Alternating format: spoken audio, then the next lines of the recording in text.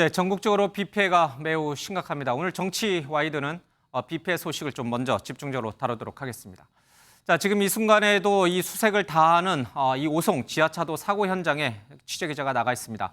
밤사이 시신 4구가 수습이 됐고 소방당국이 90% 정도까지는 배수, 물 빼는 작업을 모두 완료했다고 밝혔습니다. 현장 소식 자세한 내용 알아보겠습니다. 자, 신영빈 기자, 이후에 추가로 수습된 소식이 있습니까?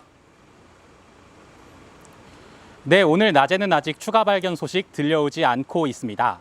앞서 밤사이 시신 4구가 수습됐는데요.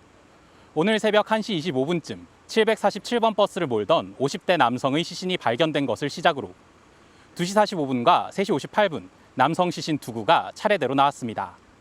이후 오전 6시 20분쯤 20대 여성 시신이 추가로 발견되면서 현재까지 누적 사망자는 13명, 부상자는 9명으로 집계됐습니다.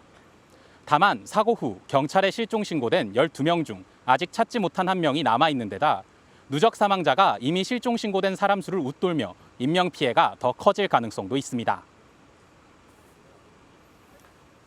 네, 지금 현재 나가고 있는 진행되고 있는 상황, 언제쯤 이 배수가 모두 끝날지, 또 추가로 이 소방 당국이라든지 행정 당국에서 지금 집중하고 있는 것은 어떤 부분입니까?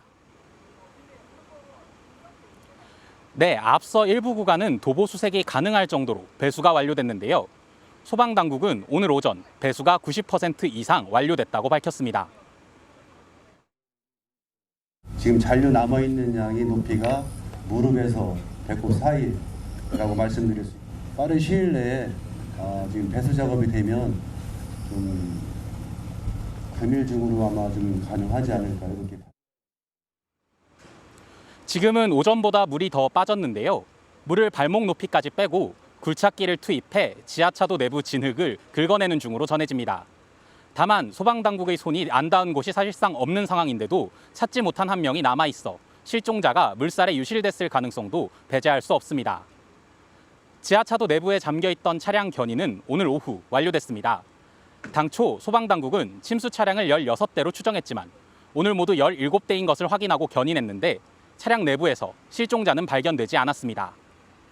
현재 이곳에 비가 그쳤다 내리기를 반복하고 있는데요.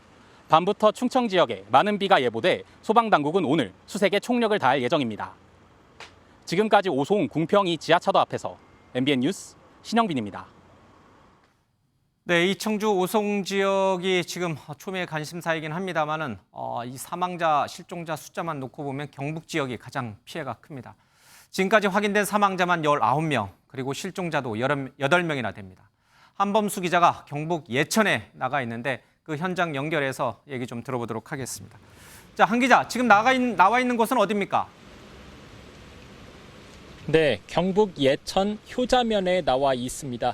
바로 뒤편에서 산사태가 일어났습니다. 주택들은 여전히 매몰돼 있어서 수색에 속도가 붙지 않고 있습니다. 이 마을에서 마지막 남은 실종자인 60대 남성은 아직 발견되지 않았습니다. 가까스로 몸을 피한 주민들은 인근 마을 회관에 머무르고 있습니다.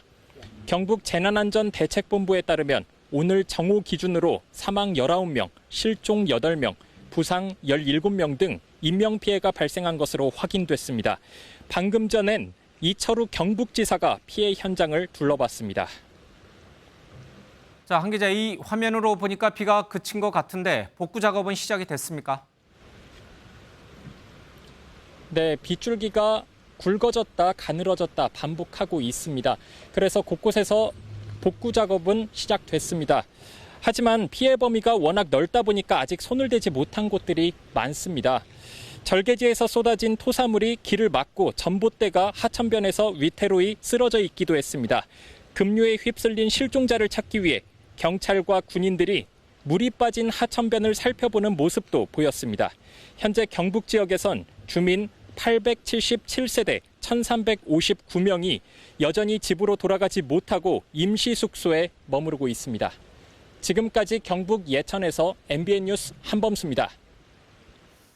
네, 이처럼 전국적으로 이 폭우로 인한 비 피해가 매우 심각합니다. 사망 실종자도 40명이 넘었습니다. 좀 자세한 얘기를 좀 나눠보도록 하겠습니다. 자, 함은구 교수님, 지금 이렇게 비 피해가 순간적으로 급증한 그 이유가 좀 있을 것 같아요. 물론 이제 기상학적인 이변도 있겠습니다만은 인재에 가까울 정도로 비 피해가 컸다라는 지적도 계속 나오고 있습니다. 어떻게 보고 계세요? 네, 지금 앵커께서 말씀 주신 것처럼 이번에 집중호우, 물론 이제 굉장히 많은 강수량을 기록을 하기도 했고요. 근데 이제 지금 두 가지 어떤 부분으로 살펴봐야 될 텐데요. 예. 먼저 이제 그 앞서 말씀하신 그 오송 지하차도 같은 경우에는 실제로는 이제 사실 이제 제방 붕괴라고 하는 굉장히 이제 극단적인 요소가 들어와져 있었고요. 예. 거기에 이제 2차적으로는 인접해서 이 지하차도라고 하는 굉장히 이제 그 취약한 이런 위험지대가 이제 동시에 존재하고 있었는데 예. 이 부분이 이제 여러 가지 행정적인 부분으로 인해서 좀 강화가 돼서 피해가 컸던 것으로 보여지고 있고요. 두 번째는 이제 그 산사태의 경우인데요. 우리나라에서 과거에도 이제 굉장히 예. 많은 산사태들이 발생을 하고 있었지만 특히 이제 이번에 이제 충남 지방, 뭐 공주라든가 뭐 또 경북의 예천이라든가 이런 지역 같은 경우에는 과거보다도 더 많은 산사태가 발생을 했는데요. 예. 이는 이제 한편으로는 우리나라의 이제 주거 형태들이 과거에 비해서 더 이제 산 쪽으로 근접해서 예. 그리고 이제 뭐 많이 이슈가 되고 있는 뭐 태양광 설치라든가 그래서 과거에 비해서 더 인위적으로 자연을 좀 훼손하고 여러 가지 물길이라든가 차도라든가 이런 2차적인 어떤 건설 공사에 의해서 피해가 더 커지는 그런 양상이 나타나는 것으로 보여집니다. 예. 기록적인 폭우가 내렸기 때문에 사실상 불가항력적이었다 이런 얘기들도 있긴 합니다만은 이번에 피해가 굉장히 컸던 이 청주의 오송 지하차도 사고만 보더라도 미리 차량을 통제했더라면 그리고 제방뚝으로 넘쳐나는 그런 이 징후가 있었을 때 여러 가지 조치를 미리 선제적으로 취했더라면 어떤 결과가 나왔을까? 이런 대형 참사는 막을 수 있지 않았을까? 이렇게 생각하시는 분들이 많아요. 네, 그렇습니다. 그 사실 저도 이제 관련 연구를 하는 사람 입장에서 보면 예. 굉장히 좀 부실한 대응이었다. 전반적으로. 그러니까 크게 말씀드리면 근본적인 부분은 이제 제방이 터지는 바람에 급격하게 이제 이 범람된 물이 유입되는 부분이었는데요. 예. 이 제방이 터진 부분도 사실 미호강 본류 같은 경우에는 당시에 금강홍수통제소에서 홍수 경보를 내린 상황이었고요. 예. 그럼에도 불구하고 한 3m 정도의 제방의 여유가 있었습니다. 근데 이제 문제는 여러 가지 가설 공사라든가 이런 부분이 그 설치가 된 미호강의 지천인 이 미호천 쪽에 예. 이 조금 상당히 좀 부실한 이런 임시 제방 형태가 나타난 것으로 보여지고 있고요. 특히 이제 이렇게 임시로 제방을 쌓을 때는 이 톰백이라고 하는 뭐 쉽게 말씀드리면 큰 마대자루 거의 1톤 가까이 들어가서 막을 수 있는 이런 어떤 가설 시설물들을 가지고 예. 어떤 그 임시 이런 제방 복구를 해야 되는데 이런 부분들이 지금 알려진 정보에 의하면 전혀 사용되지 않고 마치 모래성을 쌓듯이 이렇게 쌓다라는 그런 이제 주장들도 있어서 그런 부분들이 다소 좀 미흡한 부분이라고 보여집니다. 예. 알겠습니다. 저희들이 이 오송 이 궁평 지하차도 사고와 관련해서는 근처에 사시는 주민 연결해서 잠시 뒤에 조금 더 얘기를 나눠보겠습니다. 자, 그런데 이렇게 전국적으로 큰 비 피해가 있었고 수해가 있었습니다. 당시에 우리 지자체장들은 어떤 행동들을 했을까? 또 어떤 구설수에 또 올랐을까? 그 부분을 좀 살펴보겠습니다. 먼저 화면 보시죠.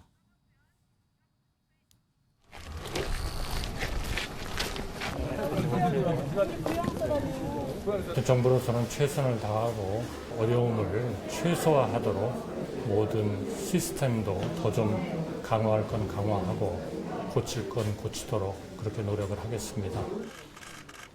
그래 50대니까 여기까지 사회생활하면서 뭐 안 하는 게 좋을 것 같아요. 네, 안 하는 게 좋습니다. 우리는 뭐 사소하게라도 방해되지 않게 그걸 도움이 안 될 테니까요.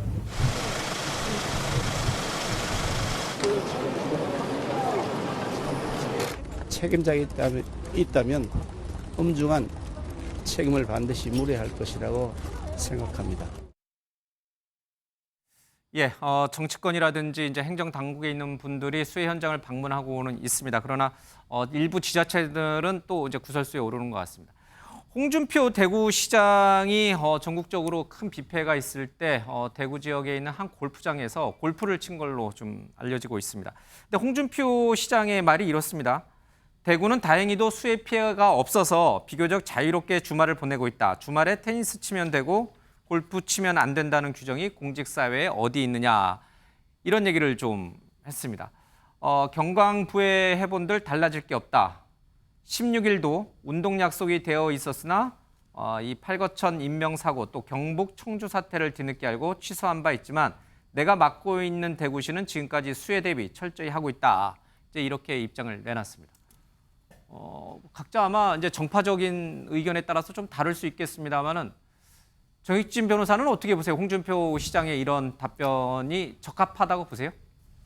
일단은 홍준표 시장이 대구시장으로 공직을 끝낼 생각을 갖고 계신다라고 하면 예. 뭐 나름 일리가 있을 수 있다 그렇게 생각을 할 수가 있는데 뭐 대권 후보로도 나오셨었고 그 다음에 이제 차기에 또 나오실 가능성도 높은 분으로 제가 알고 있는데 예. 그런데 우리나라 전체가 이제 수해로 그 다음에 많은 사람들이 이렇게 피해를 입고 또 그 사망까지 하시고 그랬었는데 예. 그럼에도 불구하고 대구는 괜찮으니까 내가 한 것도 괜찮다 이렇게 말씀하시는 거는 조금 변명치고는 궁색하다라는 생각이 들고요. 예. 차라리 난 이렇게 다른 데 비가 많이 올 줄 몰랐고 그랬기 때문에 유감이다 뭐 잘못했다 이런 식으로 얼버무렸으면 예. 차라리 훨씬 더 나았겠는데 오히려 더 구설수를 올린 것이 아닌가 예. 저는 그런 생각이 좀 들었습니다. 자, 그러면 홍준표 시장의 얘기를 좀 직접 들어보겠습니다. 미리 대비를 했어야 되지 않느냐. 미리 대비를 했으니까 그 수혜가 없죠. 민주당에서 그런 터집 잡지 마세요. 그거 토요일, 일요일 그 주말에 그런 거 자꾸 시비 걸지 마세요. 그 뭐 내가 어제 오늘 그런 그 원칙을 이야기하는 게 아니지 않습니까? 주말에 공무원들이 자유스럽게 개인 활동을 하는 겁니다. 골프 치는 동안 비서실장으로부터 보고받은 사항 자체가 없습니다. 대구시의 상황 자체가 없습니다. 대통령이라면 몰라도 그 외 공직자는 주말에 자유다. 이제 이런 말씀도 좀 했고요. 일도 못하는 사람들이 입만 살아서 트집이 낮았고 그래도 기차는 간다. 이런 얘기를 하고 있습니다. 신상모 의원님, 홍준표 시장을 위한 두둔의 변을 할 수 있습니까? 홍준표 시장이 본인을 표현할 때 뭐라고 하죠? 독고다이다. 독고다이라는 게 뭐 한문에 나온지 모르겠습니다. 어째 자기 말의 의미인즉슨 나는 오로지 나 자신만 믿고 간다. 세상 어떻게 보면 나쁜 말로 하면 유아 독존이죠. 좋은 말로 하면 자기 주체성의 완결성을 갖고 있는 사람인데 표정에서 보였습니다만 지금 오늘 국회 올라와서 답변하는 거잖아요. 보면 이 도대체 뭐가 문제냐는 건데 저는 뭐 일견 홍준표답다는 측면도 있는데 원고집 이미지가 강해지는 건 부정적이 분명히 있는 거예요. 좋아하는 사람들은 야 역시 홍준표 시원하다. 맞아 공무원들이라고 해서 뭐 골프 주말에 못 치라는 부분은 없잖아. 하겠지만 1년의 행태에 계속 쌓이면 야 저 양반 참 자기 고집 엄청 세다. 부정적 이미지가 쌓일 것 같다라고 해서 글쎄 뭐 저 좀 옹호한다기보다는 홍준표답기는 한데 정치적으로 손에 좀 볼 것 같다라고 말씀드립니다. 홍 시장의 말은 대구 지역에는 비가 안 왔는데 굳이 뭐 낮까지 그렇게 주말에 모든 일정을 취소하고 이렇게 할 필요가 있느냐 이제 이런 뉘앙스로 좀 들립니다. 어떻게 보세요, 전용기 의원께서는? 뭐 표 달라고 할 때는 전국적인 정치인이고 나중에 본인이 당사자가 되니까 뭐 대구시는 상관없다 이런 식의 태도는 바람직하지 않는 거죠. 사실 그 우리 한덕수 총리도 나와서 말씀하셨던 게 뭐 시스템을 강화해서 앞으로 이런 일이 생기지 않게끔 하겠다라고 말씀하셨는데 실제 뭐 대구를 포함한 모든 곳의 시스템이 이미 붕괴가 됐다라고 느끼고 있었거든요. 사실 그 홍준표 시장이 있는 대구시는 뭐 예방을 잘했을지는 모르겠습니다만 그래도 사고는 다행히 없었던 것 같아요. 그렇다고 해서 이렇게 어물쩍 넘어가려고 하는 모습들은 바람직하지 않다 이렇게 말씀드릴 수 있을 것 같습니다. 추가적으로 말씀을 드리면 뭐 대구뿐만 아니고 지금 전국에 있는 공직자들이 이번 수해는 전국적인 수해였기 때문에 모두가 긴장을 하고 하고 그 모든 그 신경을 촉각을 세우고 있었거든요. 예. 그래서 많은 공직자들이 저녁 식사나 뭐 점심 식사도 취소하고 있는 그런 판국이었어요. 그럼에도 불구하고 홍 시장은 대구시는 괜찮으니까 이렇게 골프 치는 거 문제 삼지 마라. 나는 공무원으로서 그냥 할 수 있는 일을 한 것이다라고 어물쩍 넘어가려고 하는 것들은 보기에는 바람직하지 않은 측면이 있다. 저는 그 정도 말씀드리는 게 맞을 것 같습니다. 여기 오늘 출연하신 분들 그 누구도 홍준표 시장을 두둔하는 분은 한 분도 안 계시네요. 이 정기남 우리 교수도 마찬가지 답변을 내놓으실 것 같은데 뭐 굳이 제가 홍 시장을 이렇게 변해줄 필요는 없지만 이런 일이 터지면은 우리 이제 외국 사례 많이 인용하잖아요. 바이든 미 대통령이라든지 아니면 트럼프 전 대통령이라든지 이 외국 정상들 보면은 태풍이 휩쓸고 가는데도 대통령이 이제 자기 휴가지에서 골프 치고 이런 모습들이 가끔 외신을 타고 좀 들어옵니다. 자, 우리가 너무 엄격한 겁니까? 아니면 공직자의 자세가 우리 홍 시장이 좀 안 돼 있는 겁니다. 기본적으로 공직자의 어떤 그 처신, 또 공직자로서 가져야 될 어떤 분별력 이런 부분들을 잃은 태도다. 대단히 부적절하다고 보여집니다. 자, 대구시장으로서의 어떤 제왕적 시장에 너무 젖어 있는 것 아닌가 이런 느낌이 많이 듭니다. 자, 보수 언론들, 대구 지역 신문들이 어느 신문도 보도하지 않았습니다. 자, 유튜브 언론에 의해서 취재가 된 겁니다. 자, 그러니까 얼마든지 칠 수 있다고 생각했을 거예요. 자, 마침 그다음 두 번째. 비 피해가 없어서 다행인 것처럼 얘기하는 건데 재난안전사령탑이라고 하는 것은 각 시도에서는 시장 또 도지사가 재난안전사령탑인 겁니다. 자, 피해가 있든 없든 피해가 예상되는 상황에서는 항상 어찌 보면 정의 취해 있는 것이 어찌 보면 공직자로서의 기본적인 자세일 겁니다. 자, 홍준표 지사, 시장 조금 옹호하고 싶은 부분이 있습니다. 대통령과 크게 다르지 않아요, 인식이. 대통령은 당장 내가 우크라이나 방문 앞두고 서울에 내가 뛰어간다고 하더라도 상황을 크게 바꿀 수 없다. 이렇게 판단하는 대통령이나 대구에 비 피해가 별로 없는데 내가 골프 치면 어때? 이렇게 얘기하는 그 인식의 범위가 너무 흡사하다는 거예요.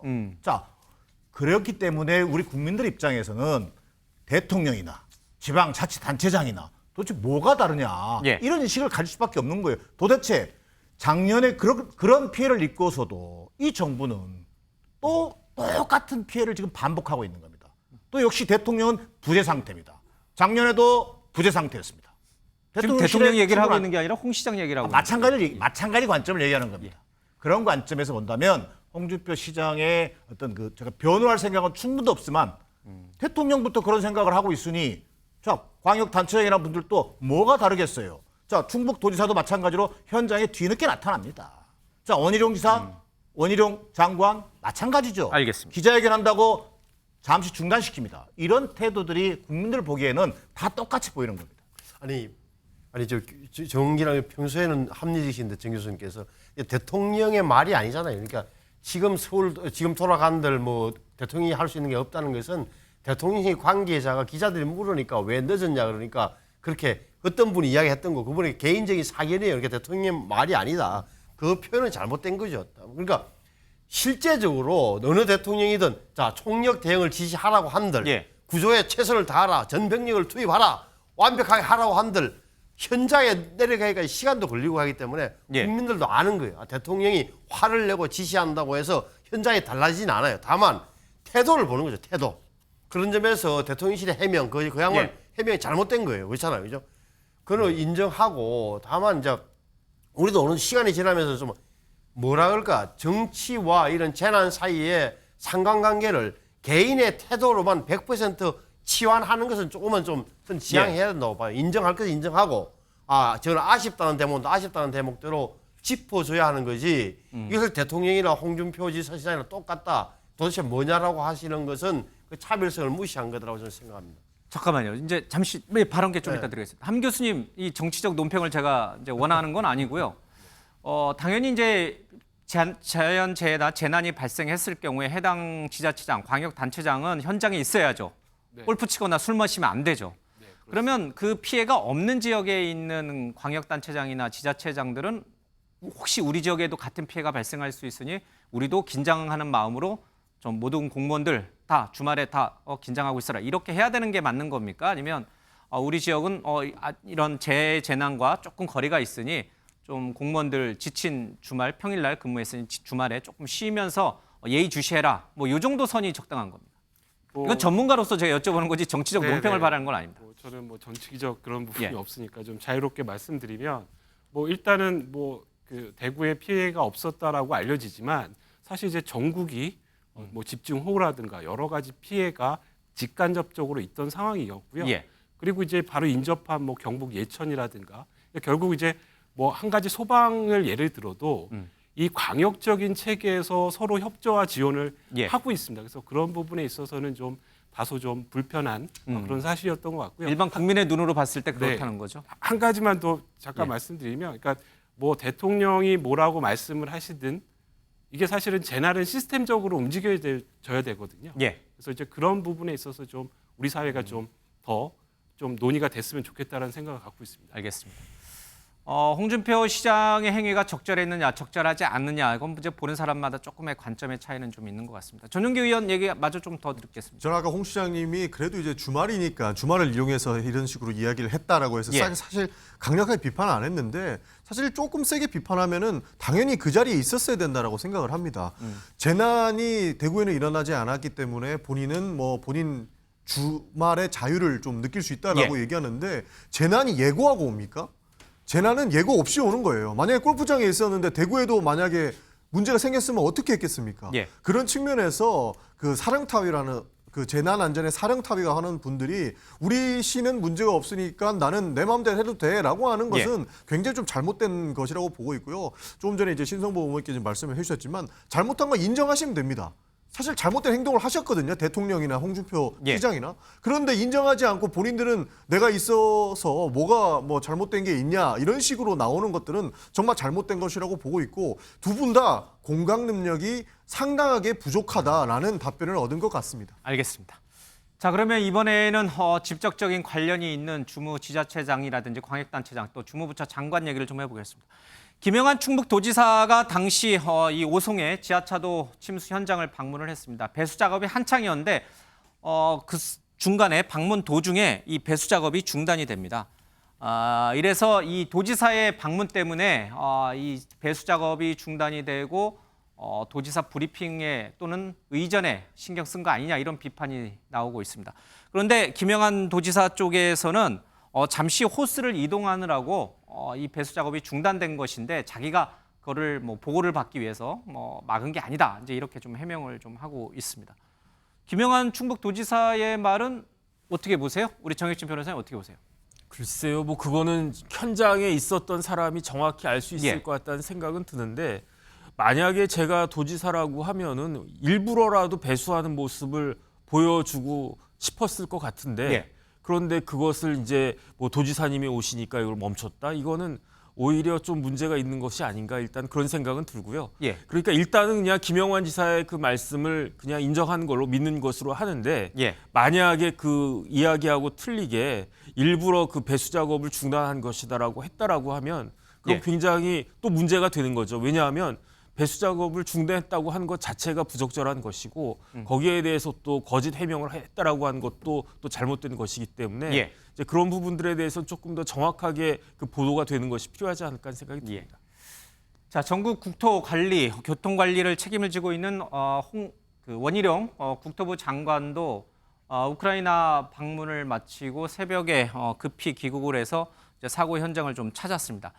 그런데 문제는 원희룡 장관이 기자들과 이런 질의응답을 하는 과정에 좀 견인차가 들어가려고 했는데 견인차가 들어가지 못해서 약간의 실갱이가 있었던 것 같습니다. 그런데 장관이 짧게 하고라는 말을 던졌습니다.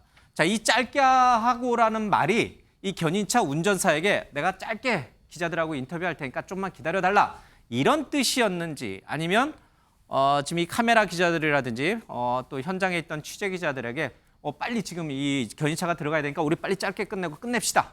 견인차 빨리 들어가게 합시다. 이런 맥락에서 나온 말인지 이게 서로 좀 다른 것 같습니다. 잠깐 입장 차이를 잠깐 들어보겠습니다. 국토교통부에서는 짧게 하겠다는 방송 기자들을 향해서 한 말이다. 견인차 통과 가능한 위치에 섰다. 이렇게 좀 해명을 좀 하고 있습니다. 이것도 원희룡 장관 말을 어떻게 믿어야 되는 거죠? 정기남 교수님. 아니, 방송 기자들을 향해서 예. 짧게 하겠다. 그게 무슨 얘기냐면 그러나 견인차는 못 가고 서 있었던 거죠. 근데 지금 해명을 하면서 국토교통부는 인터뷰는 짧게 하려고 했고 그러나 견인차는 통과할 수 있는 위치에 있었다. 지금 이렇게 해명하는 거예요. 자, 그러나 상황적으로 봤을 때 앵커께서도 이렇게 생각할 수도 있고 저렇게 생각할 수 있다는 표현을 썼지만 제가 볼 때는 상식적인 견지에서는 지금 견인차는 긴급한 상황입니다. 긴급한 상황에서 들어가야 되는 상황이에요. 그러나 인터뷰 때문에 어찌됐든 견인차가 정지할 수밖에 없다는 상황 속에서 짧게 하겠다라고 하는 것은 인터뷰 먼저 빨리 하고 끝내줄 테니 그때까지만 기다려라. 이렇게밖에 인식할 수 없는 거죠. 대단히 부적절한 처신이죠. 원희룡 장관은 삼선 출신이시죠. 제주도지사도 지냈고 정무 감각은 굉장히 뛰어난 분으로 알려져 있는데 그런 감각 없이 이런 행위를 했을 거라고 보세요? 저는 정무적 감각 제로라고 봅니다. 이미 제로다. 왜 그러냐면요. 마저 얘기할게요. 양평고속도로 종점 변경 문제만 해도 마찬가지입니다. 저는 기존에 알던 정치인 원희룡, 도지사까지 지낸 원희룡 장관의 모습은 아닌 것 같습니다. 오히려 정무 감각 빵점이다. 어찌 보면 어떻게 국가 사업을 에타까지 거친 사업을 전면 백지화를 장관이 선언할 수 있습니까? 이를테면 지금 대단히 흥분돼 있다. 알겠습니다. 그리고 본인이 어떤 역할을 대단히 과도하게 지금 설정하고 있다. 거기서 빚어지는 저는 하나의 이를테면 사고일 수도 있겠고 그런 부분에서 원희룡 장관에 대한 국민적 평가가 완전히 저는 달라져 있다고 생각합니다. 양평 고속도로 얘기가 튀어나왔습니다. 예를 든 겁니다. 아니 여기서 서울 양평 고속도로 이야기가 나오면 안 되는 거고 주제도 아니니까. 다만 저 대목은 우리 김 부장도 김용호 앵커도 아시는 대로 기자들 잘못이에요. 사실은 또 기자들 잘못입니까? 잘못이에요. 그거는 저도 현장 경험이 많지만 기자들이 마이크 갖다 대고 카메라 설치해놓고 원장관한테 주무장관이 한마디 들으려고 하다 보니까 길을 막게 된 거예요. 그래서 원인 제공자가 여기 취재간 기자들입니까? 당연하죠. 그러면 그 원장관이 새로운 해석인데요. 옆으로 빠집시다라고 하더니 이렇게 그렇게 말을 안 했다는 문제지. 이것은 원인 제공자는 제가 보면 현장 기자들이에요. 냉자해 보면. 저는 반대 입장이에요. 원희룡 장관이 거기 서 있었으니까 기자들이 서 있었던 거시지 않겠습니까? 사실 원희룡 장관이 할 수 있는 역할은 많이 없었을 겁니다. 그때는 많은 군인들도 있었고 소방관들도 있었고 어떻게든 빨리 물을 빼야 된다라는 생각을 가진 사람들이 많았을 겁니다. 그리고 그 토사물을 치우고 난 이후에 견인차가 들어가서 빨리 다른 차량들도 빼내야 되기 때문에 상황이 굉장히 긴박하게 흘러가는데 장관이 거기 가서 무슨 활동을 할 수 있겠습니까? 굳이 안에 들어가서 저 자리를 안 서 있어도 됐는데 굳이 저 안에 들어가가지고 기자들 대동해놓고 대화를 하려고 했던 것 자체 원인 제공자는 기자가 아니고 원희룡 장관인 것이죠. 이거 두둔하려다 보면은 더 미궁속으로 들어가기 때문에 잘못 인정하면 됩니다. 아니 화면 한번 보세요. 화면을 보시면 현장 화면을 보시면 어떤 상황인지를 다 보이잖아요. 지금 기자들이 화면 좀 잠깐 보여주세요. 기자들이 모여 있고. 그러니까 짧게 하고 빠져주겠다는 이야기를 하고 있는 거아니에요. 원장은 뭘 잘못됐다는 거죠. 그러니까 저게 왔다 자 화면 보면은 장관이 대로 한복판으로 이렇게 사고 현장으로 걸어가시는데요. 그 카메라 설치돼 있고 기자들이 모여 있고 자 장관님 이리 와서 한 말씀 해주세요라고 말했을 거 아닙니까? 그러니까 이야기하고 있는 거 아니에요. 그런데 여기에 대해서 원희룡 장관이 아무리 눈에 가시라고 하지만 이런 식으로까지 해야 되냐고. 진짜. 알겠습니다. 김영환 지사, 원희룡 장관 두 분은 이제 공무원 신분이다 보니까 저희들이 좀 깊게 다뤘습니다. 근데 공무원은 아닌 일반인 또 연예인인 경우에는 어떨까? 유명 가수인 싸이가 여수에서 공연을 좀 했습니다. 흠뻑쇼로 유명한 공연이죠. 그런데 날씨도 모든 게 완벽했다 이런 발언을 좀 했습니다. 바로 이때는 집중 폭우로 인해서 전국에 수해 피해가 발생하고 있을 때였죠. 자, 이 말은 그러면 적절한 것인가? 이게 항상 사후적으로 결과론적으로 보면은 이런 일이 이제 발생이 됩니다. 싸이가 전국적으로 비 피해 폭우로 인해서 수많은 인명 피해가 발생할 줄 전혀 예상하지 못한 상태에서 이 분위기를 그냥 즐기는 차원에서 관객들에게 했던 이 말인데 결과론적으로 보면 많은 비 피해가 발생했고 인명 피해가 발생한 상황에서 이 말이 과연 적절했냐 이게 다시 논란이 됩니다. 이렇게 결과론적으로 소환시켜가지고 다시 이 사람에게 이 발언을 해석하는 거는 맞는 것인가? 이런 비판은 적절한 것인가? 정익진 변호사님 깔끔하게 정리를 한번 해주시죠. 글쎄요, 저기 그 싸이까지 이렇게 소환해가지고 비판하고 비난하고 그럴 것까지는 없다라고 하는데 이 말까지 흠집 잡을 건 아니다. 네, 그 다음에 어쨌든 논란이 있었으니까 이제 실수했구나 해가지고 게시물을 삭제한 것이니까 그 다음에 이제 공직자하고 아무리 그 연예인이 아무리 공인이라고 하더라도 공직자와는 좀 결이 다른 것이 아닌가 일단 그런 생각을 하고요. 예. 만약에 그냥 끝까지 뭐 그랬다라고 하면 문제가 되겠는데 그것이 아니고 그 흠뻑쇼 해가지고 이제 비가 내려서 어쨌든 그 도움이 됐다 이런 취지 정도로 생각하는 게 어떨까 싶습니다.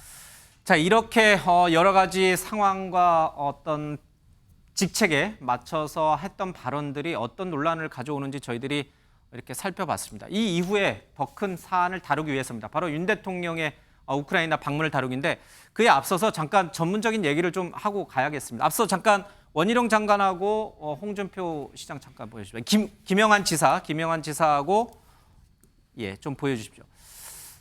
하문기 교수님, 이 오송의 지하차도 침수 사고 원인이 무엇인가를 놓고 각 해당 지자체 관계기관이 갑론을박을 벌이고 있습니다. 주민들은 지금 이 오송 지하차도로 내려가는 옆에 미호천이 흐르고 있었고 그 미호천을 막고 있던 제방뚝을 미호 교량을 확장 공사하면서 깎았다. 턱을 낮춰놨다. 비가 오는데 그것을 보강한다고 했지만 결국은 모래성으로 슬쩍 보강해 놓고 그게 터지면서 이 국내 지하차도로 물이 쏟아지면서 대참사가 발생했다. 결과론적으로 보면은 이 교량 확장 공사를 했던 당시 건설사들 그리고 교량 확장 공사의 책임을 맡고 있었던 뭐 세종시 행복청이라든지 아니면 충북도지사라든지 또 이 하천 제방 관련해서 총괄 책임을 지고 있는 환경부라든지 이런 사람들이 뭔가 책임을 져야 되는 거 아니냐 이제 이런 주장을 합니다. 전문가로서 볼 때 그 사고의 직접적 책임은 어디에 있다고 보세요? 네, 우선 1차적으로는 그 말씀 주신 것처럼 그러니까 지금 현재 어디서 문제가 생겨서 유실이 됐는지는 이제 명확하게 판단이 된 거죠. 뭐 일부 그 미호천 그 보강안 제방에서 이게 물이 강수량이 많아서 원류가 생긴 게 아니거든요. 이거는 완전히 사실은 이제 기본적인 제방이 유실이 되면서 사실은 이제 범람을 한 거기 때문에 그러니까 결국은 이렇게 그 부실한 제방 공사가 되게 된 이유 그리고 홍수 경보가 났는데도 불구하고 그러니까 당시에 여러 가지 것들이 제반 사항이 좀 불충분하고 그리고 이렇게 많은 강수량이 한꺼번에 오리라고 생각을 못해서 다소 부실한 관리가 됐다라고 치더라도 만약에 그렇다라고 하면 지금 말씀 주신 것처럼 뭐 현장 소장이든 뭐 행복청이든 아니면 뭐 충청도든 그 관련 기관의 사람들이 현장에 나가서 그 부분을 체크를 했어야 되는 부분입니다. 또 양보를 해서 어차피 부실이 돼서 터져 나갔다 하더라도 그런 부분들을 앞서 말씀드린 대로 사전에 교통 통제라든가 이런 부분들이 선행이 되어야만이 맞는 일이었다라고 생각을 합니다. 근데 이 지하차도 침수로 인해서 인명피해가 발생한 것은 처음 있는 일은 아닙니다. 그렇죠? 3년 전에 부산에서도 있었고요. 또 작년에는 포항에 있는 아파트 지하 주차장에서도 또 인명피해가 있었습니다. 지하가 굉장히 위험하다는 것을 우리는 다 알고 있었습니다. 그럼에도 불구하고 왜 적절하게 교통통제가 되지 못했는지 그리고 이 제방뚝은 왜 그렇게 허물하게 보강 공사가 이루어진 것인지 여기에 관할 책임을 지고 있는 이 관계기관은 도대체 어딘지 우리가 아니다. 서로 이렇게 발뺌하기 바쁘거든요. 이런 부분들은 왜 해마다 이런 재해가 발생하고 인재가 발생하는데 개선이 되지 않는 겁니까? 지금 이제 기본적으로는 저는 이제 비용과 시간이라고 생각을 하고요. 그러니까 결국은 이제 여러 가지 비용들, 뭐 공사비부터 해서 그리고 이제 이런 것들을 관리 감독하는 이런 주무관청이라든가 이런 부분들도 어떤 좀 이 재난에 대한 부분을 아직까지도 우리 국가가 마이너하게 생각하는 부분이 가장 큰 문제점이라고 생각을 합니다. 알겠습니다. 이 모든 재난 사고 그 한가운데는 또다시 대통령이 있을 수밖에 없습니다. 대통령의 우크라이나 방문이 적절했는가? 그 시간에 국내에서는 많은 인명피해가 발생했는데 왜 대통령은 즉각 달려오지 않았는가? 이런 얘기부터 해서 온갖 정치적 공방이 다시 시작이 됐습니다. 대통령 얘기를 해보겠습니다.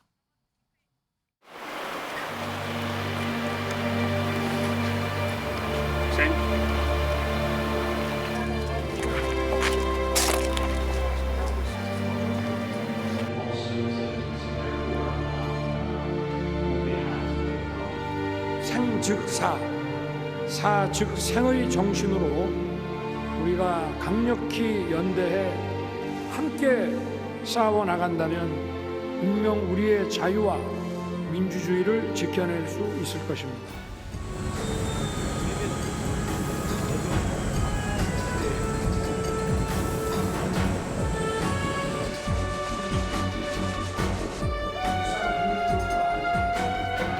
지금의 상황을 모두 엄중하게 인식하고 특히 구조가 신속하게 이루어질 수 있도록 현장에서 각고의 노력을 기울여 주시기 바랍니다.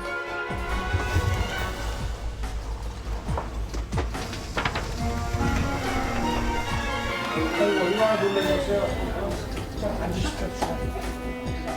조금만 좀 참고 계십시오. 식사 좀 잘하시면서 정부에서 다 복구해드리고 할 테니까 너무 걱정하지 마십시오. 우리 뭐 여기 군수님하고 지사님도 아주 여기. 예, 해외 순방을 마치고 오늘 아침 급히 귀국했던 윤석열 대통령이 수해 현장을 좀 찾았습니다. 얼마나 놀랐냐 이런 말도 했고요. 정부에서 복구해 드릴 테니 걱정하지 마시라 이렇게 이재민들을 좀 다독이는 모습도 좀 보였습니다. 자, 피해가 발생한 이후에 늦은 방문이다 이런 비판도 있고요. 그러나 대통령이 막상 어떤 일을 할 수 있었겠느냐. 우크라이나 방문을 취소하고 급히 귀국한다 해도 이미 상황은 모두 종료돼 있을 텐데 무리하게 정치적 공방을 하는 거 아니냐 이런 또 반론도 좀 있습니다. 추미애 전 법무장관이 이런 얘기를 했습니다. 윤석열 정부 그 대통령의 그 장관이다 이런 얘기를 하면서 미필적 고의에 의한 재난살인이다 이런 얘기를 하고 있습니다. 이 말을 좀 풀어서 해석을 좀 해야 될 것 같습니다. 정익직 변호사님, 미필적 고의라는 말은 이제 법률 용어예요. 네네. 그리고 왜 추 전 장관은 대통령이 미필적 고의에 의해서 재난 살해를 한 것이다 이런 비유적 표현을 쓴 겁니까? 좀 해석을 해주시죠. 저거는 전혀 상황에 맞지 않는 이야기죠. 미필적 고의라고 하는 것은 그런 일이 일어나도 좋다라는 뜻이거든요.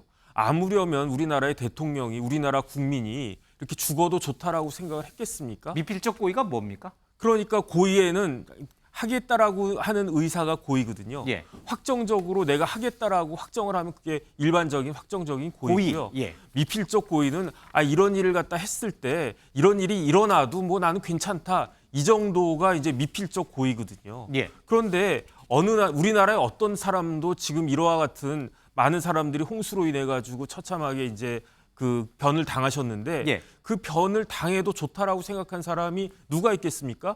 추미애 전 장관은 그렇다고 그런 미필적 고의 혹시 갖고 있는 건지도 모르겠는데 예. 그건 말이 안 된다라고 생각을 하고요. 어떻게 대통령 보고 뭐 이렇게 저렇게 비판할 수 있을진 몰라도 저건 쉽게 말하면 살인자라는 뜻이거든요. 예. 굉장히 부적절하고 맞지도 않는 이야기고 법리적으로도 그 틀린 이야기라고 저는 판단할 수 있을 것 같습니다. 대통령이 우크라이나 방문을 마치고 전격적으로 귀국을 해서 수해 현장을 가고 전체적으로 재난관리에 총괄 지휘를 했더라면 이 많은 희생자들을 살릴 수 있었을 텐데 그러한 역할을 하지 않았으니 재난살인에 해당한다. 이게 이제 추 전 장관의 얘기고 정혁진 변호사는 이 말은 미필적 고의의 뜻과도 그렇고 재난살인이라는 표현도 그렇고 모두 전혀 맞지 않는 적합하지 않은 표현이다. 이렇게 이제 그 3년 전에요. 예. 부산에서 초량 지하차도 이제 사고가 있었단 말이에요. 그때도 이제 3분이 안타깝게 목숨을 잃었는데 관련해 가지고 그 동구청에 부산 동구청에 부구청장이 그 형사 처벌을 받았어요. 금고 그 1년 2개월 받았거든요. 예. 그때 혐의가 뭐냐면은 살인죄가 아니었어요. 업무상 과실치사였거든요. 예. 그러니까 추미애 전 법무부 장관은 법무부 장관까지 하신 분이 판사 출신이신데 예. 과실하고 미필적 고의하고를 구분하지 못하는 분 아닌가 저는 그렇게밖에 해석이 되지가 않습니다. 정 교수님은요? 글쎄요, 뭐 저는 야당 정치인도 이런 엄청난 재난 피해에 대한 책임으로부터 자유롭지 못하다. 이재명 대표가 갔죠. 가서 그렇죠. 현장 방문도 했죠. 예. 추미애 의원이 뭐 지금 당직을 갖고 있느냐 아니냐를 떠나서 야당 정치인의 범죄에 있기 때문에 저는 그 책임으로부터 자유롭지 못하다는 얘기를 먼저 하고 싶고요. 두 번째는 그러니까 이 추미애 의원이 했던 추미애 장관이 했던 그 표현들은 저는 하나하나 틀린 얘기는 없습니다. 이를테면 자, 2시간 이상 아무런 조치도 안 해 결국 많은 인명피해를 야기했다. 또 그 대통령의 그 지사, 그 장관, 그 시장이다. 꼬집었어요. 자, 그다음에 사후 방문해서 사진 찍는 거 왜 뭐 했냐?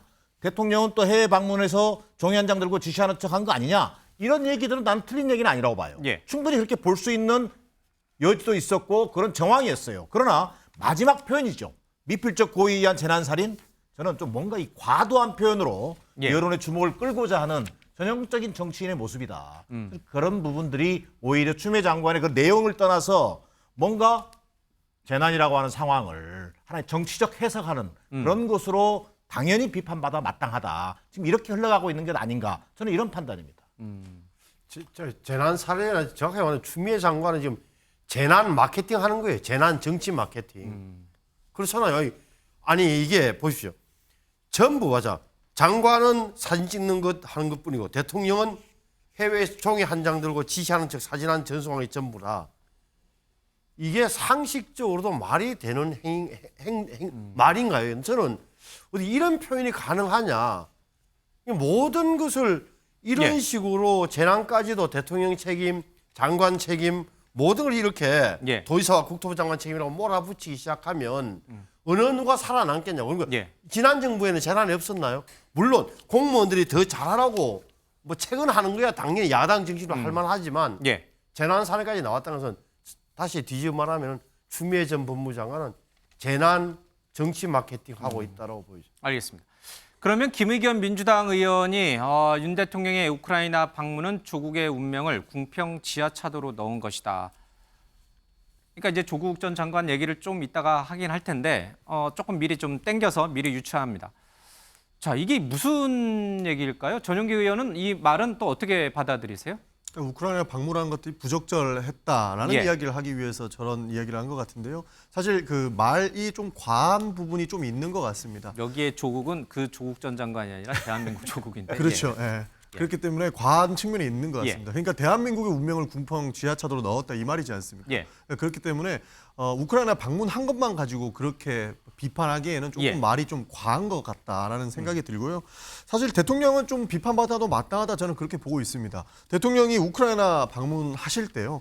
비행기 타고 2-3시간 만에 날아간 게 아니고 왕복 27시간이 걸렸다고 합니다. 그러니까 드론 공격에 대비해서 비행기를 띄울 수도 없는 것이었고 몰래 갔어야 되기 때문에 27시간을 왕복해야 되는 거리였다는 것이죠. 차와 기차를 계속적으로 나눠서 타고 다녔기 때문에 그렇게 오랜 시간 갔다고 하는데 사실 지금 이미 참사는 일어나고 있었고 재난은 발생하고 있었습니다. 그러면 당장이라도 우크라이나 방문해서 우크라이나 대통령을 만날 게 아니고 빨리 돌아와서 대한민국 국민의 생명과 안전을 보호하기 위해서 진두지휘하는 모습만 좀 보여줬더라도 우리가 이렇게까지 비판할 게 없었다는 것이죠. 그런 측면에서 대통령은 충분히 비판받을 측면이 저는 보인다 이런 말씀을 좀 드리고 싶습니다. 저는 전용기 의원께 김의겸 의원의 발언에 대해서 논평해달라고 그랬는데 그거는 싹 빠지고 좀. 아니요, 김의겸 의원이 대통령 방문만 얘기하시네. 말씀하신 것은 사실 이 단어 선택은 부적절하다고 저는 생각합니다. 왜 이런 단어 선택을 하시는 겁니까? 같은 당에 계신 이분은 기자 출신이신데. 많이 지금 화가 나 있죠. 사실 이 재난 상황을 막지 못했던 것 야당 정치인으로서 문제가 있다라고 정인환 교수님 말씀해 주시지 않았습니까? 사실 민주당의 많은 의원님들과 많은 정치인들도 해당 재난으로 인해서 많은 상처를 받아 있는 것도 사실이고요. 우리에게 책임이 있다라는 것도 다 알고 있습니다. 그러나 이 상황에 대통령이 우크라이나까지 방문을 했고 지금 그 지난 5월에 이탈리아 총리 같은 경우에는 G7 이 일정 중에 본인 나라에서 수해가 일어났고 대홍수로 인해서 10명 이상이 사망한 사건을 보고 G7이 끝나기도 전에 하루 전에 미리 조기 귀국을 했거든요. 근데 우리 대통령은 뭐 했습니까? 재난이 발생했는데도 지금 우크라이나를 전격적으로 방문했다. 그러니까 본인의 그 정치적인 행위를 하기 위해서 소모했다라는 얘기거든요. 이런 측면에서 대통령한테 굉장히 많이 화가 난 겁니다. 화가 나다 보니 정치인임에도 불구하고 조금 과한 단어를 논평으로 써낸 것 같고 이 부분은 부적절했지만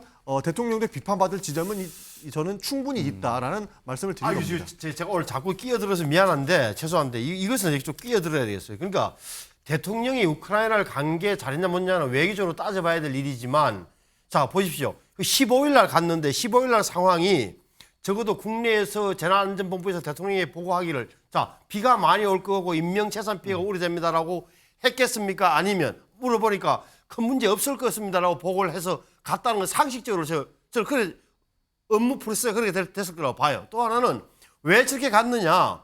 아니 부인이 와서 젤렌스키가 와서 이야기했고 지난번에 히로시마에서 또 젤렌스키가 직접 이야기했고 가야 되겠다 마음 먹었는데 가까이 간 바르샤바에서 딱 간 거 아니에요. 그러면은 유일한 우리 문제의 삼을 지점은 민주당에서 삼으려면 정말 얼마나 급했길래 그러면 우크라이나 가는 게 더 중요했습니까? 한국으로 돌아오는 게 중요했습니까? 라는 질문을 던지는 게 맞는 거예요. 그러면은 대통령의 판단은 지금 7월 15일 상황은 우크라이나로 가는 게 더 중요하다고 판단 내렸던 거예요. 여기에 대해서 어떤 다른 반론 제기할 수 있습니까? 그러면 우리 국내가 다 죽어가는데 안 들어오고 뭐 했습니까? 이런 뭐랄까 어떤 감성, 국민 정서를 건드리는 이야기 외에는 할 말이 없는 거예요. 그렇잖아요. 알겠습니다. 저도 하나만 좀 보태면요. 저는 지금 윤석열 대통령이 우크라이나 방문 뭐 잘했다 못했다 이 얘기에 저는 뭐 해외를 방문한 것 자체를 가지고 원하는 건 아니다. 자, 실제로요. 15일 날입니다. 15일 날 새벽 1시에 우리 이미 벌써 이 호우 피해 예상이 다 떠오르세요. 자, 대통령은 어쨌든 그런 상황에서도 우크라이나 가는데 모든 걸 전력을 다했을 거예요. 실제 그랬던 거 아닙니까? 그 시간에 공백이 있는 거예요. 그러나 국민들이 현지에서 뭐 화상 회의도 주재하고 그랬지 않습니까? 그것도 좀 확인해 봐야 되겠습니다만, 자, 국민의 생명과 안전이 걸린 사안이에요. 이걸 최우선으로 보고받고 거기에 대해서 지시하고 체제를 강조하고 이런 모습을 기대한 거예요. 우크라이나를 뭐 가지 말아야 된다. 자, 가는 거에 대해서 저는 비판적입니다. 자, 우크라이나 간 거 자체도 노골적이고 정말 위험천만한 행위다. 이런 것은 아마 국회에 돌아오면 국회에서 뭐 국방위가 됐든 다양한 어떤 운영위가 됐든 통해서 과연 우크라이나 방문이 어떤 그 우리 대한민국의 안보를 위협하는 어떤 위험천만한 짓이었는지에 대해서는 아마 평가하게 될 겁니다. 그러나 지금 여기서 얘기하고자 하는 것은 정말 이 정부는, 윤석열 정부는 왜 이렇게 국민의 안전과 생명이 걸린 문제에 대해서 무심하고 무능력해 보이는 것인지에 대한 그런 행적에 대한 비판인 거죠. 알겠습니다. 대통령의 이 우크라이나 방문과 관련한 여야 얘기를 잠깐 들어보도록 하겠습니다. 윤재욱 국민의힘 의원 얘기부터 듣겠습니다. 우크라이나 측 요청 또 초청으로 여러 가지 고객을 위해서 국제적으로 우리 대한민국이 해야 할 그런 필요한 그 역할을 하시기 위해서 일정이 불가피하게 연장이 된 걸로 그렇게 국민들이 이해해 주실 것이라고 믿습니다. 지금 중국과 러시아가 마치 범람하는 강과 같은데 윤석열 대통령이 러시아에 가서 한 행동과 말은 우리 조국과 민족의 운명을 궁평 지하 차도로 밀어넣는 것과 마찬가지라고 생각합니다. 계속 공방이 이어져서 조금 이제 정리를 할까 하는데 이 말은 좀 한마디 좀 짚고 가겠습니다. 대통령이라면 모르겠지만 그 외 공직자들은 주말은 자유다. 이 홍준표 대구시장의 이 말은 이건 어떤 의미입니까? 그러니까 대통령이 우크라이나 방문하지 말고 즉각 돌아왔어야 된다는 쪽에 가까운 겁니까? 아니면 그거와는 전혀 무관하게 본인의 어떤 상황을 옹호하기 위해서 자기의 정당화하기 위해서 한 말입니다. 대통령은 아마 행정 수반으로서 무한 책임을 진다라는 원론을 이야기한 거죠. 주말에도 대통령은 자유로울 수 없다. 이 얘기를 하는 원론적 차원이다. 그래서 나는 그 외 공직자들 나를 포함해서 주말은 자유다는 원론적인 이야기를 한 것이다. 저걸 가지고 다시 홍준표 시장 대 윤석열 대통령 간의 차별성을 부각시킨다든지 정치 의도가 있다고 해석하는 것은 지나친 경강부회라고 봅니다. 알겠습니다. 자, 다음 이슈로 가보겠습니다.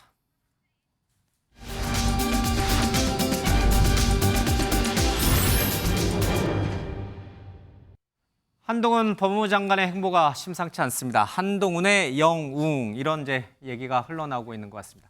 직접 들어보겠습니다. 국회에서 연설할 때 저한테 야유하는 것에 굉장히 익숙하거든요. 그런데 이렇게 반겨주시는 걸 보니까 좀 어색하기도 한데요. 기분이 참 좋습니다. 개인적으로 저는 1950년의 농지개혁이야말로 대한민국이 여기까지 오게 된 가장 결정적 장면 중 하나였다고 생각합니다.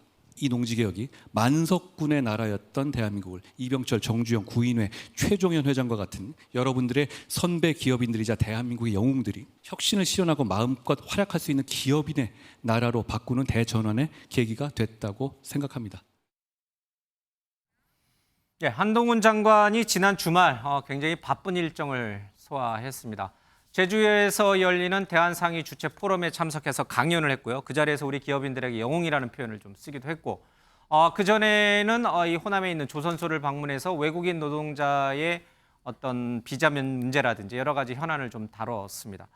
행보가 너무 광폭이다 보니까 어떤 다른 의미가 숨어 있는 거 아니냐 이런 해석도 좀 나오는 것 같습니다. 정희치 변호사님, 네네. 법무부 장관은 조선소 방문해서 외국인 노동자, 지금 조선소의 인력난 문제가 굉장히 심각하지 않습니까? 네네. 외국인 노동자를 데려오고 싶어도 비자 문제라든지 입국 절차라든지 여러 가지 문제로 인해서 외국인 노동자를 바로바로 데려오기도 좀 어려운 상황입니다. 지금 곡소리가 날 정도로 인력난을 겪고 있는데 네네.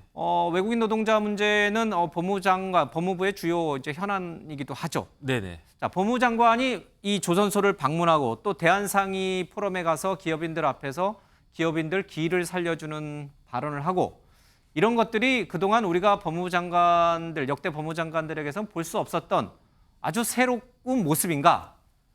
아니면 당연히 법무부 장관으로서 충분히 할 수 있었던 모습인가? 네네. 만약 새롭다면 그 새로움의 뒤에는 무엇이 숨어 있는 것인가?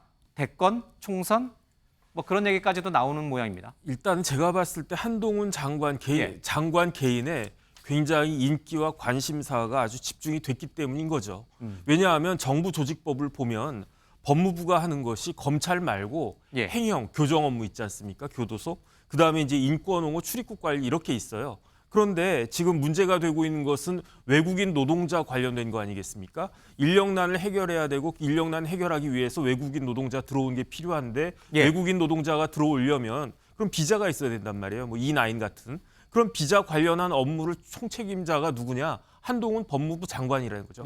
법무부 장관이란 이야기예요. 그러니까 법무부 장관이 전남지사 초청 받아가지고 출입국 관리 관련한 이야기를 하는 것은 그 업무의 연장선상인 거고 그다음에 제주에서 이야기한 것은 주체가 법무부 장관이 내가 제주도까지 가가지고 한 말씀 하겠다. 이게 아니고 대한상의회에서 포럼에 법무부 장관을 초청한 거죠. 최태원 SK 회장이 간곡히 요청했다는 얘기가 있습니다. 그러니까요. 그래서 초청 받아가지고 그 초청 받았으니까 초청한 사람들한테 좋은 말씀 한 것에 불과한데 그러니까 만약에 한동훈 장관이 아니고 예컨대 무슨 다른 장관, 뭐 산업부 장관이나 뭐 무슨 다른 뭐 장관이 딱 와서 똑같은 이야기를 했어도 지금과 같이 주목을 받았을 것인가? 저는 그렇게 생각이 안 되거든요. 결국은 한동훈이니까 저렇게 이야기를 해도 많은 사람들이 관심을 갖고 한동훈이니까 한마디를 해도 이렇게 해도 해석이 되고 저렇게도 해석이 되고 그만큼 지금 정부에서 한동훈 법무부 장관의 위상이 저 정도가 되는구나 저는 그렇게 생각이 됐습니다.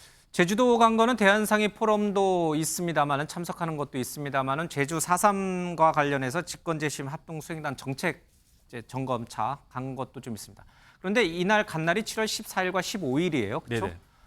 전국적으로 폭우가 내린 건 7월 13일 하루 전입니다. 그럼 법무부 장관도 폭우가 막 내리는데 이런 데 가면 안 되고 딱 지키고 있어야 됩니까? 이게 원래 우리나라 재난안전관리법이 있어요. 거기에 어떻게 되어 있냐면 중앙재난안전대책본부장이 누구냐면 법무부 장관이 아니에요.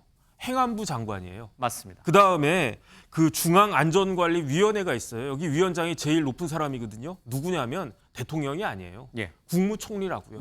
그러니까 정부의 일, 뭐 회사도 마찬가지 아니겠습니까? 전결로 해가지고 이걸 최종적으로 책임을 지는 사람이 이렇게 따지면 대통령이 처음부터까지 A부터 Z까지 다 해야 되잖아요. 근데 일을 그렇게 할 수 없으니까 이 부분에 있어서 최종적인 권한은 누구한테 있느냐?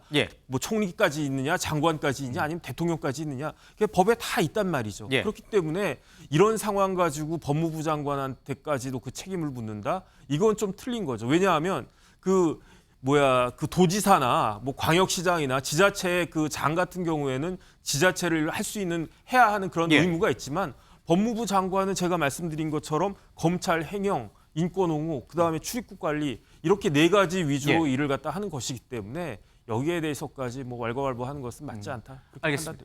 정익진 변호사의 얘기를 들어보면 한동훈 장관의 이런 행보는 전혀 트집 잡을 만한 것도 없고 꼬투리 잡을 만한 것도 없다. 이렇게 이해가 됩니다. 그런데 왜 일부에서는 이 한동훈 법무부 장관의 이런 행보에 대해서 뭐 총선용이냐 대권 행보냐 이런 얘기들을 하는 것일까?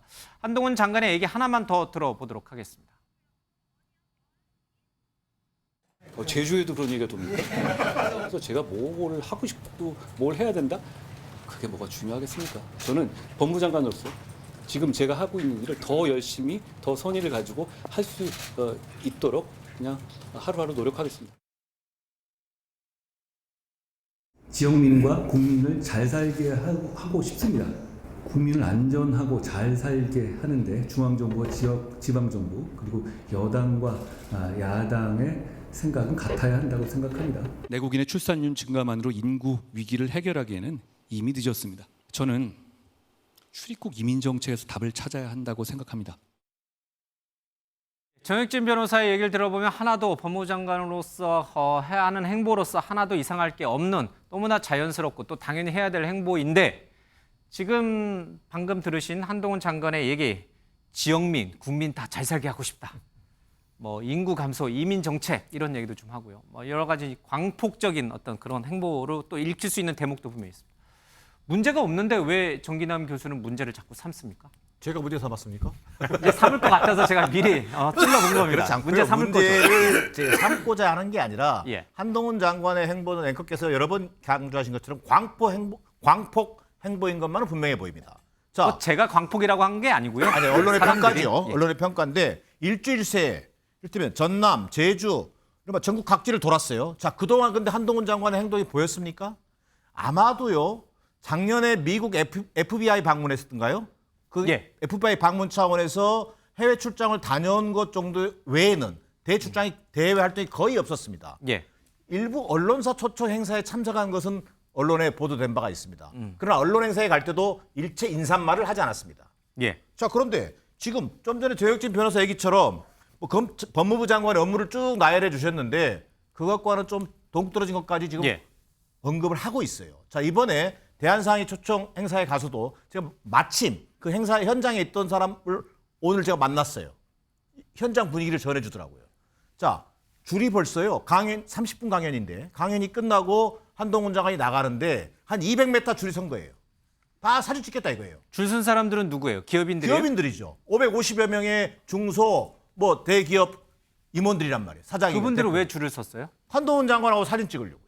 자, 제가 이 얘기를 하는 이유는 뭐냐면 근데 한동훈 장관이 사실 대중 정치인 다 된 모습이라는 거예요. 자, 일일이 사진 찍어주고 어디서 오셨습니까? 창원이면 창원과의 인연을 얘기하고 또 어디 고향이 또 뭐 마산이면 또 마산과의 인연을 얘기하면서 이런 모습을 보여주라는 거예요. 예. 자, 근데 이 얘기를 비판하고자 하는 것이 아니라 한동훈 장관의 이런 표정, 즐거워하는 표정 속에서 보여지는 것은 자, 대중들의 박수, 환호 여기에 좀 저는 이제 취해가고 있다. 예. 자, 그리고 또 하나 정치적으로 본다면 본인이 지금 법무부 장관의 역할을 하고 있지만 이런 기업인들까지 관계를 확장하고 있는 것은 자연스럽게 대중 접촉면을 넓히면서 예. 총선이든 어떤 정치적 일정에 대해서 본인이 언제든지 결심하면 소프트 랜딩 할 수 있는 여건을 만들려고 하는 그런 정치적 의도 또한 저는 보여진다라는 것이 제 평가입니다. 자, 그것을 좋다 나쁘다의 문제가 아니라 하나 제안을 하고 싶거나 또 조언을 한다면은 예. 자, 법무부 장관 본연의 업무로 국회에서 또 국무위원으로서 평가받고 또 역할을 하는 것을 통해서 국민적으로 박수받는 것이 더 중요하다. 그러니까 대중 정치인처럼 행보하면서 예. 그 박수에 취해서 만약에 이렇게 가는 모습으로 계속된다면 국민적 동의가 지속되기는 저는 어렵다는 판단입니다. 한동훈 장관이 그동안 법무부 장관 취임 이후에 거의 제 기억으로는 단 한 번도 언론 인터뷰에 응한 적이 없고 대중 강연에 나선 적도 없죠. 이번이 거의 처음이죠. 그렇죠. 예.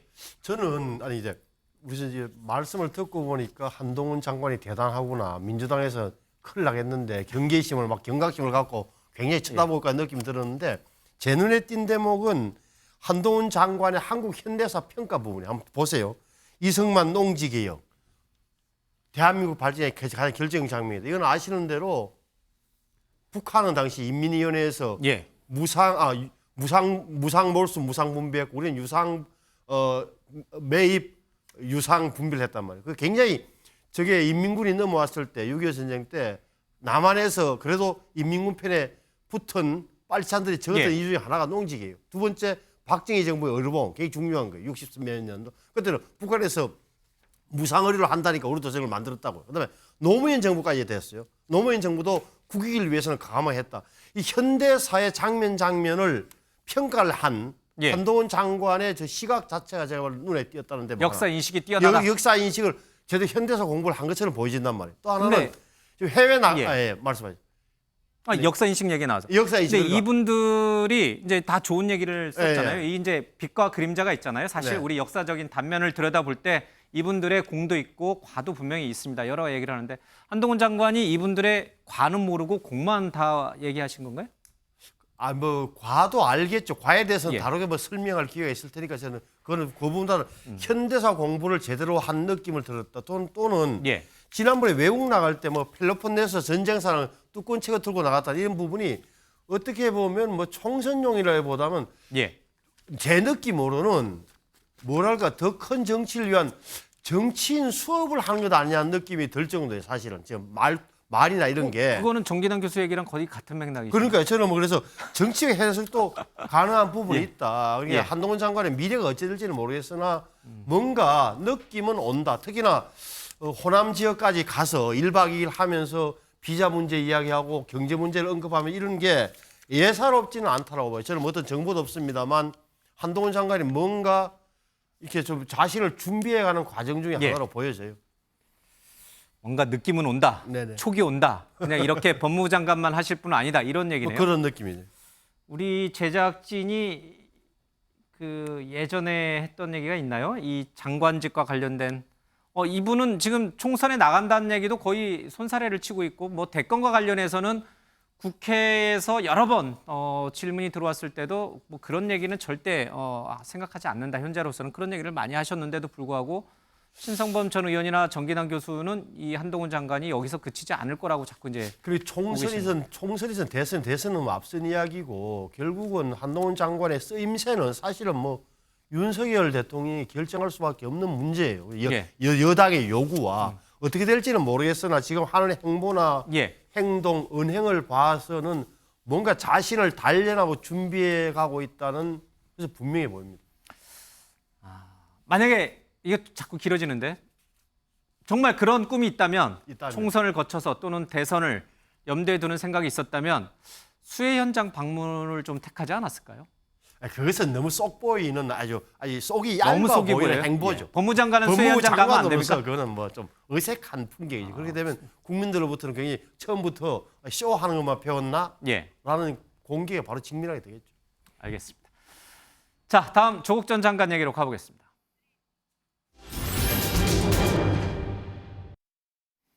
낮은 자세로 조국 전 장관과 그 딸, 아들의 태도들이 많이 변했다는 얘기 요즘 참 많이들 합니다. 정말 변한 것인지 아니면 재판을 위해서 임시 방편적으로 태도 변화를 보인 것인지 여러 가지 얘기들이 좀 흘러나오는 것 같습니다.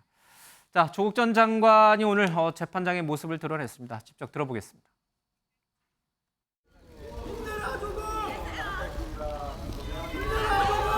자식들은 많은 고민 끝에 문제된 서류와 연결된 학위와 자격을 모두 포기했습니다. 아비로서 가슴이 아팠지만 원점에서 새로운 시작을 하겠다는 결정을 존중하기로 했습니다. 자식들이 학위 자격을 포기한 것은 자식들이 스스로 정한 결정이고 또 아비로서 그것을 존중한다 이런 입장이 좀 있는 것 같습니다.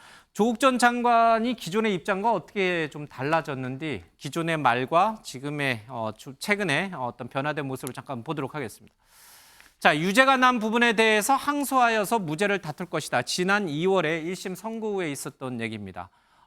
그런데 조민 씨, 딸인 조민 씨가 갑자기 소송을 취하하고 초심으로 돌아가겠다 이런 얘기를 좀 하고 있죠. 오늘은 이 항소심에서 낮은 자세로 임하겠다 이런 표현까지 좀 있었습니다.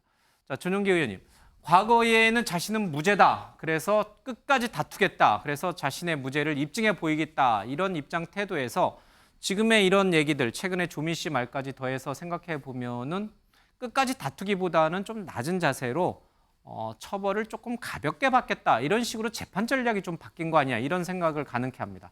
진짜 그런 전략이에요? 아마 심경의 변화가 있지 않았을까 싶습니다. 사실 검찰에서 주장하고 있는 것은 조국 교수한테 네 딸은 풀어줄 테니까 네가 용서를 구하라 라는 식의 메시지를 냈었거든요. 그래서 조국 교수가 반성을 하는 것을 보고 조민 씨를 기소할지 말지 결정을 하겠다라는 이야기를 했던 것 같은데 사실 자식들을 볼모로 잡고 하는 행동들에 대해서 굉장한 충격을 받았을 것 같습니다. 이렇게까지 해야 되나라는 생각을 가졌을 거라 보고 있고 실제로 그렇게 하다 보니 이거 정말로 나 때문에 우리 자식들도 많은 피해를 보고 있고 자식 둘은 다 학적도 포기하고 모든 것을 다 새로 시작해야 예. 되는 상황까지 오지 않았습니까? 그런 측면에서 내가 무죄 주장을 해서 강력하게 싸우는 것보다 오히려 조금이라도 그냥 내 죄를 어느 정도만 받고 넘어가겠다라는 심경 변화가 충분히 작용했을 것이라고 보고 있습니다. 그런 측면에서 아마 항소심에서 낮은 자세로 진솔하게 소명을 할 것이라는 입장문이 나오지 않았을까 보고 있는데요. 사실 예. 민주당에서는 굉장히 좀 분노하고 있는 지점도 그겁니다. 조국교수의 문제라면 조국교수에만 적용을 하면 되는데 검찰의 그 태도, 니다를 기소할지 말지는 네가 반성하는지 안 하는지 보겠다라고 이야기하는 것들은 검찰개혁을 하고자 했던 조국을 끝까지 무릎 꿇히고자 하는 그런 맥락이라고 저희는 보고 있기 때문에 많이 그래서 지금 분노하고 무릎을 있습니다. 꿇고 있는 중이에요, 조국 전 장관이? 무릎을 꿇히려고 얼마나 많은 노력들을 검찰이 하고 있는지 우리가 두 눈으로 똑똑히 보고 있지 않습니까? 그런 노력, 검찰의 노력에 무릎을 꿇리게 하려는 검찰의 그런 노력에 조국 전 장관이 진 거예요? 마지막까지 무릎은 꿇지 않으려고 노력을 할 것 같습니다만 예. 이제 법원의 판단을 조금 봐야 되지 않을까 그 정도 생각은 있습니다. 정의진 변호사는 어떻게 보세요? 조국 전 장관을 무릎을 꿇게 하려는 검찰의 압박에 조국 전 장관이 한 발 물러선 것으로 보이는 것인지 아니면 조국 전 장관이 지난 14일 날 자신의 딸인 조민 씨가 중앙지검 소환 조사를 받고 난 그런 영향까지도 감안해서 조금 더 재판에 낮은 자세로 임하면서 선처를 바라는 쪽으로 가려고 하는 것인지 자발적으로. 제가 봤을 때 조국 재판은 너무 이상해요. 조국 재판 그 기소가 2019년 12월에 됐다고요. 예. 그런데 1심 판결이 언제 나왔냐면 2023년 2월에 나왔어요. 3년 2개월 끌었어요. 1심 재판 하는 데만. 그다음에 항소심이 2023년 2월에 이제 그 항소가 됐거든요. 예. 첫 공판 기일이 오늘이에요. 5개월 만에 첫 공판 기일이 나왔어요. 조국 전 장관 혐의 제가 불러드리면 업무방해, 공무집행방해, 위조 공문서 행사, 허위 작성 공문서 행사, 위조 사문서 행사, 부정청탁금지법 위반, 직권남용 권리행사 방해죄예요. 그런데 1심에서 징역 얼마 나왔습니까? 2년 나왔어요. 여기서 숙명여고 쌍둥이 사건 이야기할 수밖에 없는데 예. 숙명여고 쌍둥이 사건은 혐의가 딱 하나예요. 업무집행 방해. 그런데 아버지가 몇 년 나왔습니까? 징역 3년 꼬박 살았어요. 딸내미들이 둘 다 미성년자였거든요. 걔네들이 1심에서 징역 1년에 집행유예 3년 나왔고 항소심에서 6개월 깎여가지고 징역 1년에 집행유예 3년 나왔어요. 그런데 지금 검찰 제가 봤을 때 비판받아 마땅한 게 숙명여고 쌍둥이는 미성년자 고등학생인 애들한테 기소해가지고 징역을 이렇게 다 받아냈으면서 조민 씨는 업무방해 한 번 했습니까? 입시 비리 한 번 했습니까? 고대했죠? 부산대 의전원 했죠? 그다음에 그 숙명여고 쌍둥이들은 도대체 누구한테 피해를 줬습니까? 아무한테 피해 준 거 없어요. 그냥 자기들 퇴학당했을 뿐이에요. 그러니까 걔네들이 전교 1등이었는데 그런데 걔네들 퇴학당했으니까 전교 2등이 전교 1등으로 올라가고 전교 3등이 전교 2등으로 올라가고 그랬을 뿐이에요. 예. 그런데 조민으로 인해 가지고 피해 본 사람이 없었습니까? 누군가 한 명은 고대에서 떨어졌고요. 누군가 한 명은 의사가 못 됐다고요. 예. 그런데 여태까지 검찰은 뭐 하고 있는 겁니까? 기소도 안 하고. 그러니까 만약에 이런 식으로 해가지고 공소시효 넘어가면요. 보통 사건들은요. 옛날 같으면 검사들 징계받습니다. 왜냐하면 시효 놓쳐가지고 기소할 거 못 기소했다고. 그러니까 제가 봤을 때는 검찰이 일을 똑바로 해야 된다라고 저는 생각을 갖다 하고요. 검찰은 왜 일을 똑바로 못하는 겁니까? 왜 빨리 기소를 안 하는 겁니까? 정치검찰 아닌가 저는 그런 생각이 들고요. 오히려 지금의 검찰이 그러니까요. 누구를 위해서 그런 정치 검찰을 하고 있는 거예요? 그러니까 결론은 어떻게 되냐면 제가 숙명여고 쌍둥이라고 하면 야, 우리 아버지는 고등학교 선생님밖에 안 되니까 나 징역 받고 다른 집 딸은 그 아버지가 서울법대 교수고 그 제자들이 다 고위 검찰이고 판사고 그러니까 그 언니는 그러니까 조민이 언니일 테니까 그 언니 같은 경우에는 기소유예 받네 이렇게 되는 거 아니겠습니까? 이게 공평한 겁니까? 이게 합리적인 겁니까? 그러니까 저는 검찰이 일을 똑바로 해야 된다고 생각을 합니다. 검찰이 누구를 위해서 그러면 조국 전 장관이나 조미 씨를 좀 봐주고 있는 건지. 그건 한번 한동훈 장관한테 물어보든지 이원석 총장한테 물어보든지 궁금하기 짝이 없습니다.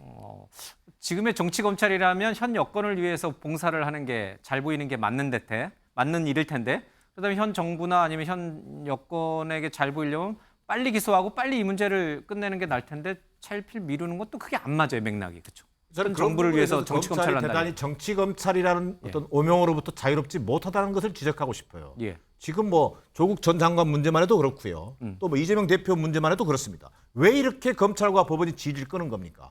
물론 사안 자체가 대단히 방대하고 또 예를 들어서 조국 전 장관 같은 경우는 뭐 증인 뭐 문제라든지 여러 가지를 재판을 지연시키는 또 뭐 어떤 그런 방법을 쓰고 있는지는 모르겠습니다. 자, 그러나 검찰이 이번 조민 씨 기소 문제와 관련해서 보인 태도는 대단히 비판받아 마땅하다.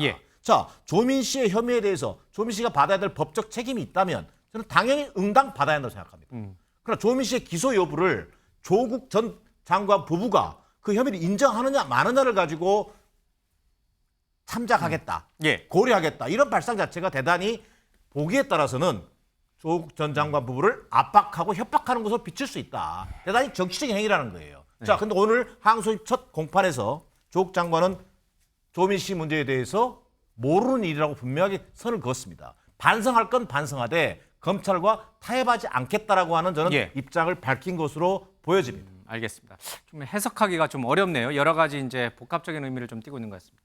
조민 씨도 입장이 좀 바뀐 것 같아요. 지난 2월에 김어준 씨가 진행하는 한 유튜브 채널에 나와서는 다른 얘기를 좀 했는데 그때 얘기 잠깐 듣겠습니다. 저는 떳떳합니다. 부끄럽지 않게 살았고요. 검찰이나 언론이나 정치권에서 저희 가족을 지난 4년 동안 이렇게 다룬 것들을 보면은 정말 가혹했다고 생각합니다.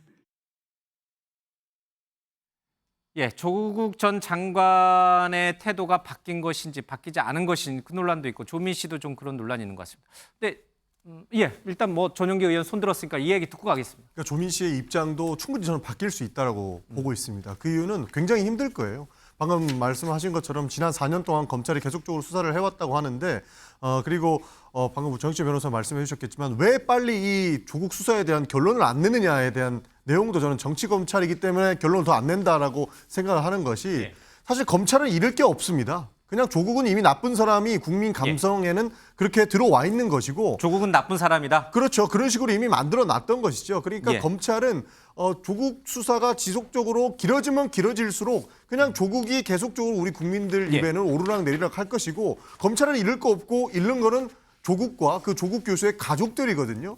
그렇기 때문에 오히려 이것을 수사를 진척과 그 판결이 늦어지면 늦어질수록 검찰은 잃을 거 없고 조국 교수가 잃을 게 많다고 판단했기 때문에 굉장히 정치적으로 이 판결을 질질 끌고 있는 것이 아닐까 하는 추정이 가능하다고 봅니다. 근데 전 의원님, 조국 전 장관이 이미 국민들 마음속에 뇌리 속에는 나쁜 사람으로 이미 각인이 돼 있는데 왜 민주당 내에서 또는 안팎에서는 조국 전 장관이 차기 총선에 나올 것이다. 차기 반면 그룹을 이끌 것이다. 왜 이런 얘기들이 나옵니까? 사실과 다른 내용이 너무 많기 때문입니다. 그러니까 이 조국 전 장관이 내가 반면 그룹을 형성한다, 소설 쓴다, 만신창이 가족을 챙기며 성찰 중인데 무슨 얘기냐? 손혜원 전 의원, 조국 중심으로 한 당이 만들어질 것이다. 이준석 전 대표, 조국 총선 출마 염두에 둔 것이다. 뭐 이런 얘기들이 계속 나옵니다. 박지원 전 원장, 조국 출마할 수밖에 없을 것이다. 이런 얘기 나옵니다. 국민 그러니까, 내리 속에 나쁜 사람으로 각인됐는데 과연 이게 가능한 일인가요? 그 나쁜 사람으로 각인시킨 거는 검찰의 노력이 저는 있었기 때문인 것이고 조국 교수가 억울하다, 누명을 썼다라고 이야기하는 그룹들이 있기 때문에 이게 나눠진 것 같습니다. 사실 조국 교수의 혐의는 처음에 고발당한 것이 사모펀드지 않습니까? 그런데 사모펀드 털다 몇십 번의 압수수색을 끝내놓고 지금 기소되는 내용은 전혀 다른 내용으로 지금 수사를 받고 재판을 받고 있는 것이거든요. 그러니까 조국 교수나 그 가족 입장에서는 억울한 측면들이 굉장히 많을 것입니다. 그러나 모든 혐의 자체가 검찰을 통해서 언론에 다 공개가 됐고 기든 아니든 조국 교수가 나쁘다고 주장을 할 수밖에 없는 상황까지 만들어 놓은 게 정치 검찰이기 때문에 이 부분들이, 이 평가들이 나눠질 수밖에 없는 상황이다. 이런 것이 거죠. 알겠습니다. 신동엽 의원 30초. 왜 근데 반면 그룹을 형성한다 그래요? 사람들은? 왜 반명입니까? 문재인, 조국, 이낙연 그룹을 이렇게 이제 엮고 싶어하는 게 좀 피상적인 관찰인 것 같다. 그러니까 조국 씨가 뭐 이재명 대표하고 척을 질 이유도 없을 것 같고 제가 보기에는 신당을 만들면 수도권의 중심 비례대표 정당 정도로 해서 흔히 하는 말로 대표 선수 얼굴마담 이렇게 와서 당을 끌고 가면 몰라도 다른 신당을 만들 여력도 에너지도 부족하다고 저는 봅니다. 알겠습니다.